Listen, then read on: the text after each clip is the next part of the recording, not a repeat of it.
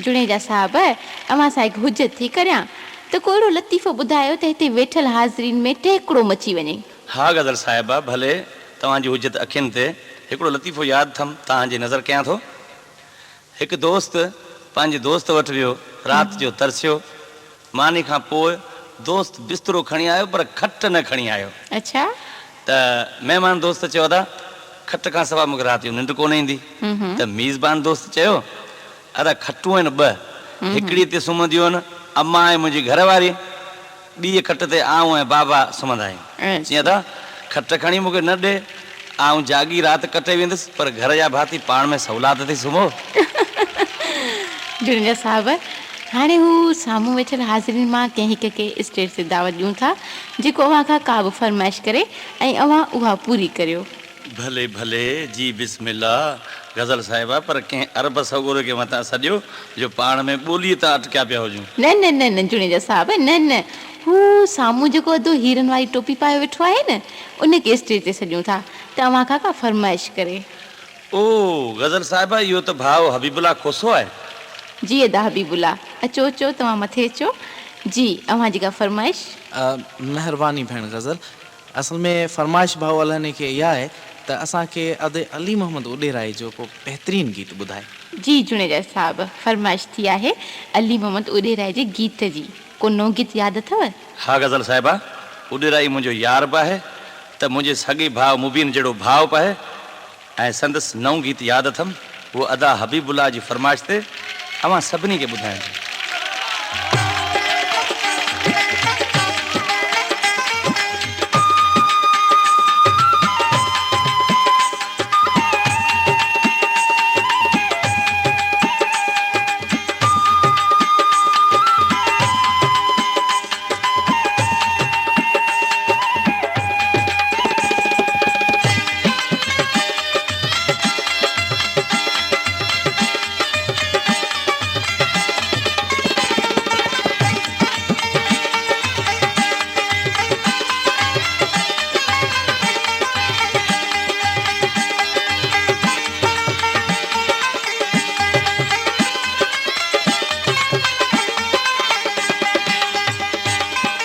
कंहिंजे छॾण या कंहिंजे वञण खां पोइ क़दुरु थींदो आहे, हो माण्हूअ जो अहिड़े माण्हूअ जो माण्हू मरण खां पोइ क़दुरु थींदो आहे।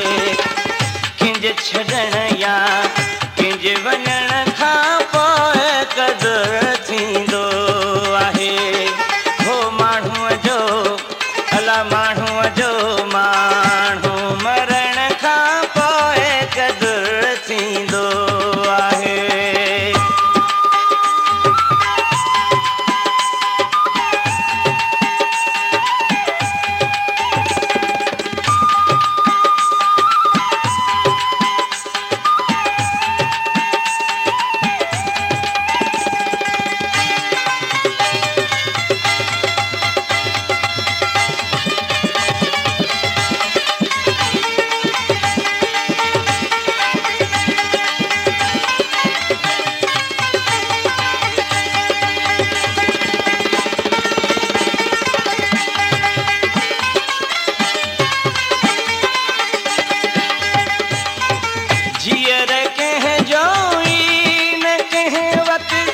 को रहियो एहसास यार,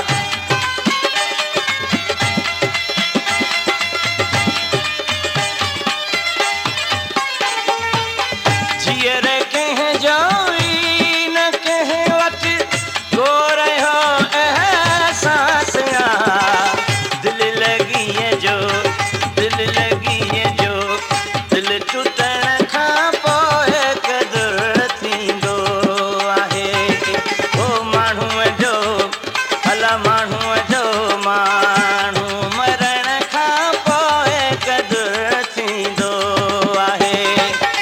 कंहिंजे छॾण या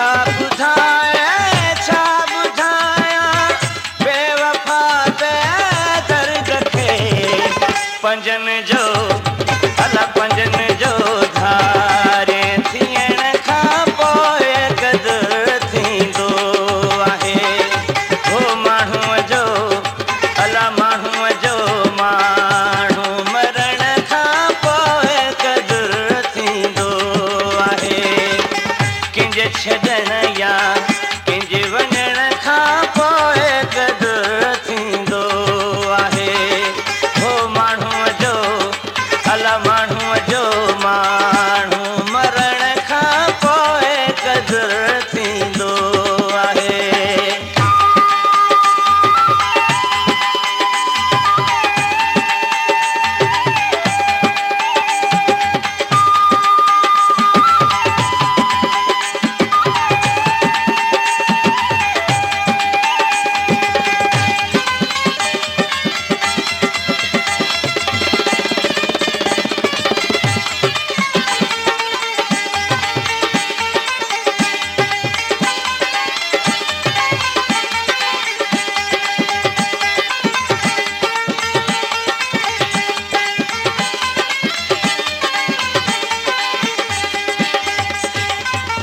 रोई रोई था अली मोहम्मद उॾराई चवे